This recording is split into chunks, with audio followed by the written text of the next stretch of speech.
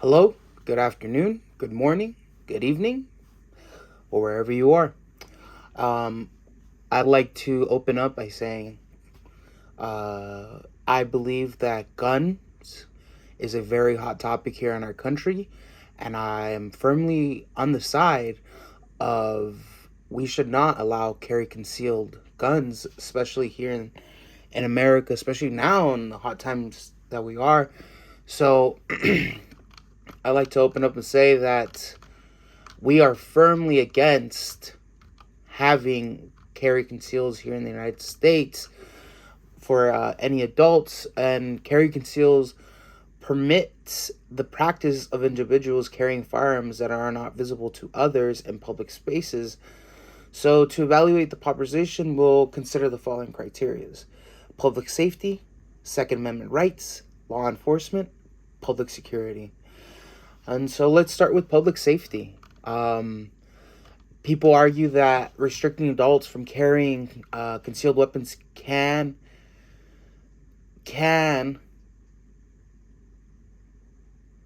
reduce the likelihood of having tragic events like mass shootings happen. But the negative side of that is that when the cops come, they're looking for people who have guns, not asking questions. They're there to unfortunately put down the person who has a gun, and in that moment they don't know if it's you or that other person. And if you're carrying a gun, unfortunately you can become a victim, or you can become that person that gets killed because you wanted to be a hero when we didn't need a hero, when we have law enforcement to be our heroes. And then again, people claim that the Second Amendment right, it gives them the right to carry concealed, and in fact, it doesn't. That's not what the Second Amendment right was for. It was to give you the right to bear arms, but not to hide arms. And so, opponents argue that the Second Amendment can be regulated to ensure public safety without inferring on the fundamental rights to bear arms. The emphasis is on a striking balance between individual rights and greater good. And I think that the greater good outweighs, individual rights this time, especially for guns. Uh, and let's move on to law enforcement. Law enforcement argues that many face challenges in enforcing and distributing and between legal and illegal concealed carries. Additional opponents may ensure that law enforcement's primary role is to address crime after it occurs rather than to prevent it through restrictive processes. And then personal security, people claim that they need it to protect themselves, but if nobody has a gun, you should be fine. But also, I don't know, people shouldn't be looking for trouble. I know that trouble finds them, but people need to have more better self-awareness. And that aspect, I've noticed a lot of people have very bad self-awareness, and that's why they get into a lot of trouble most of the time. But yes, but the background about guns, the Second Amendment of the United States Constitution grants citizens the right to bear arms. However, the interpretation of the rights, especially regarding concealed carries, has sparked debates. Public safety, with an increased gun-related incidents, some argue that allowing adults to carry concealed weapons pose significant risk. And I don't know if you guys have not read the news. There's one big, case that happened with the kid named Kyle, who was carrying a gun, but then crossed state lines, killed a person, didn't go to jail. It was a whole national argument. All of it could have been avoided if, just simply wasn't carrying a gun. Also, there is no need for carrying guns, and nowadays, I don't think that,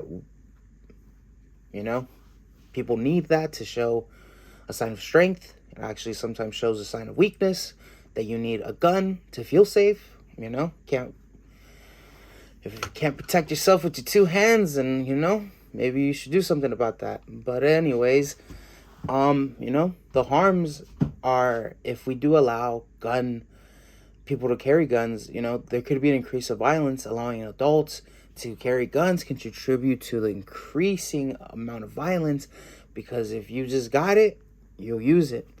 And also, that's another thing, is that accidental discharge may become a thing that goes on a rise.